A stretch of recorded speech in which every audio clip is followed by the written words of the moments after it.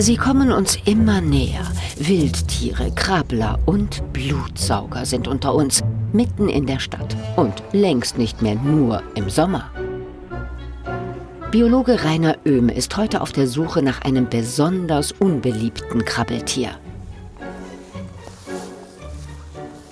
Wenn jetzt die Zecke dort sitzt und das Tuch streift drüber, dann hält sie sich an dem Tuch fest und wir können sie absammeln. Zecken? Bei gerade mal 8 Grad Celsius? Ob er da welche findet? Zecken, wenn es kalt wird, gehen sie in die Laubschicht, unter die Laubschicht runter. Wenn jetzt, sagen wir mal, sehr kalte Temperaturen ohne Schnee ist, sterben einige Zecken auch durch die Temperaturen. Aber sobald es 7, 8 Grad hat, werden sie aktiv und kommen dann in den Bereich, so hier an die Grashalme, so an die entsprechenden Blätter, so bis zu einem halben Meter nach oben und sind dann doch noch auf Wirtssuche. Können wir uns jetzt also auch in der kalten Jahreszeit anstecken mit FSME-Viren oder Borreliose-Bakterien, also Erregern, die Zecken übertragen? Auch im Winter, Dezember, Januar, kann man Zecken holen, was auch die FSME-Zahlen zeigen. Es gibt also auch FSME-Fälle Dezember und Januar, die gemeldet werden. Ein Grund dafür: Wild-, Haus- und Nagetiere schleppen die Zecken in städtische Grünflächen und auch in unsere Gärten ein. Wenn der Garten, er muss nicht mehr richtig naturnah sein, aber wenn Bäume da sind, Büsche, die ihr Laub auch verlieren, wenn Nagetiere drin laufen können, aber auch Igel, findet man auch in den Gärten Zecken. Also nicht nur am Rand, sondern auch direkt in der Stadtmitte. Mitten in Frankfurt wohnt Peter Salat. Sehr zu seinem Leidwesen findet er einen anderen Krabbler immer öfter zu Hause, einen mit 8 Beinen. Das letzte Mal war letzte Woche. Da war die auch so verdreht, dann habe ich 3 Exemplare da drin. Da ist noch eine riesige. Scheiße, schon wieder. Furchtbar. Wieder eine Nosferatu-Spinne.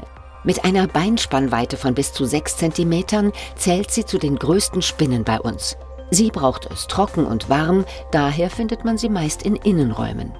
Mit dem Einfangen klappt es diesmal. Das kennt Peter Salat auch anders. Ich mag sie nicht, gebe ich ehrlich zu. Ich habe dann doch ein bisschen Probleme, weil die Geschwindigkeit von der Spinne hat mich sehr überrascht. Eine normale Spinne kann ich ein Glas draufsetzen, mit der Postkarte drunter, wieder rausbringen. Und diese war einfach gefühlt 1 Meter weg, als ich das Glas draufgesetzt habe. Schnell ist sie also, aber auch gefährlich. Die Nosferatu-Spinne ist eine der wenigen Spinnen, die den Menschen schon so beißen kann, dass er es merkt. Das tut auch weh, aber ist an sich nicht gefährlich. Das Gift ist ähnlich vielleicht wie ein leichter Wespenstich und sie kann an ganz vielen Stellen des Körpers die Haut gar nicht durchdringen. Also der Finger zum Beispiel hat meistens viel zu dicke Haut, dass die Spinne da wirklich reinkommt. Die ursprünglich aus dem Mittelmeerraum stammende Spinne hat sich besonders im Süden Deutschlands bis hoch ins Rhein-Main-Gebiet fest etabliert und gilt hier als heimisch. Die höheren Temperaturen der vergangenen Sommer begünstigen ihre Ausbreitung. An das Zusammentreffen mit der aktiv jagenden Spinne müssen wir uns wohl gewöhnen.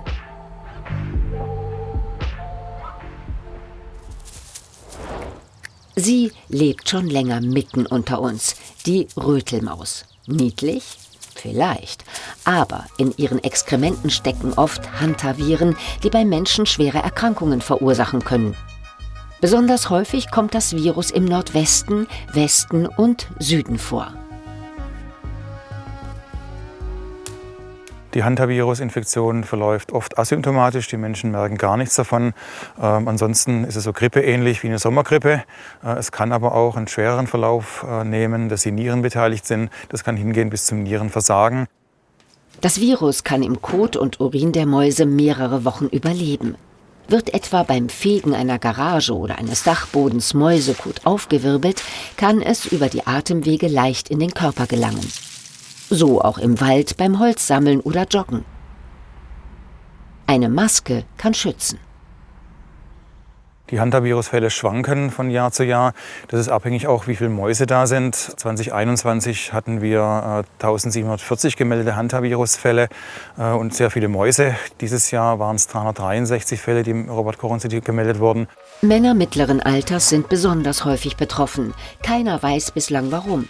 Klar ist aber, am größten ist die Ansteckungsgefahr zwischen April und September. Rund ums Jahr trifft man ihn und das oft allzu nah.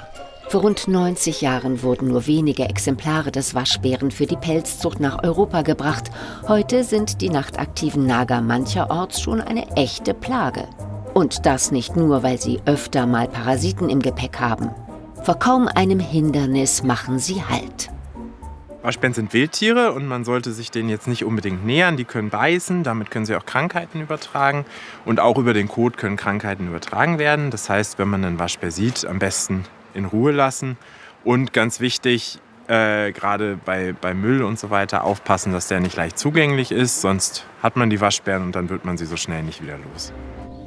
Das Bundesumweltamt rät dazu, Waschbärenkot zu verbrennen, wegen möglicher Spulwürmer.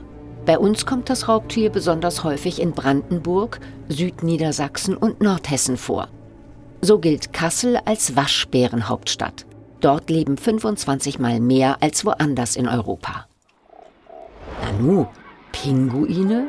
Keine Sorge, die sind harmlos. Weniger harmlos ist aber eine invasive Tierart, die direkt neben ihrem Gehege ideale Lebensbedingungen vorfindet. Die asiatische Tigermücke. Seit einigen Jahren trifft man sie in Bayern und Thüringen, vor allem aber in Baden-Württemberg und Hessen an. Eine Forscherin hat hier eine Mückenfalle aufgestellt. Biologe Marco Dinter interviewt sie für den Zoo-eigenen Podcast. Hallo und herzlich willkommen bei Hinterm Zoo geht's weiter. Ist die Tigermücke auch in irgendeiner Form gefährlich für uns? Ja, also die Tigermücke kann eben, also man sagt bis etwas mehr als 26 Viren übertragen und deswegen wird sie eben überwacht. Und dabei haben Forschende Erstaunliches beobachtet. Mit einer neuen Technik schafft es die Tigermücke auch, die Winter hier bei uns zu überleben. Die Tigermücke ist in der Lage, sogenannte Überwinterungseier zu produzieren, sodass eben die Brut dann überwintern kann und im nächsten Frühjahr schlüpfen kann. Trotz aller Bedenken, die Tigermücke hat bei uns laut der Europäischen Agentur für Krankheitsvermeidung bislang weder das Dengue noch das Chikungunya-Fieber übertragen. Alle gemeldeten Erkrankungen waren durch Rückreisende aus Risikogebieten wie Südostasien verursacht worden. Ob das so bleibt, ist allerdings unklar. Biologe Rainer Oehme hat auch heute Zecken finden können, die anschließend im Labor untersucht werden. Die Temperaturen sind jetzt deutlich unter 10 Grad schon, 8 Grad plus. Ich hätte jetzt eher gedacht, dass ich keine Zecken mehr finde am heutigen Tag. Aber jetzt 3 Stück innerhalb von 10 Minuten war doch sehr erfolgreich. Solche Sammelaktionen zeigen, wie sich das Erkrankungsrisiko durch Zeckenbisse ausweitet. Wo sind wie viele Tiere Träger des FSME-Virus oder von Bakterien wie etwa Borrelien? Letztere finden sich in infizierten Zecken in ganz Deutschland. FSME-Viren dagegen vorwiegend im Süden. Doch das Virus erobert nach und nach auch den Norden. 2 neue Gebiete kamen jüngst hinzu, Frankfurt an der Oder und der Landkreis Altenburger Land in Thüringen. Damit sind 180 Kreise als Risikogebiet ausgewiesen. Bis Ende Oktober 2024 wurden bundesweit 582 FSME-Fälle gemeldet. 145 mehr als im Vorjahr. 99% der Erkrankten waren nicht oder nur unzureichend geimpft.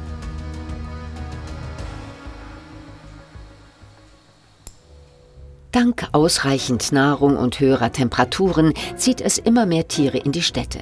Die Gefahr, die von ihnen ausgeht, unterschiedlich. Mit Abstand, Impfungen und anderen Vorsichtsmaßnahmen können wir uns schützen und müssen uns wohl an die neue Nähe gewöhnen.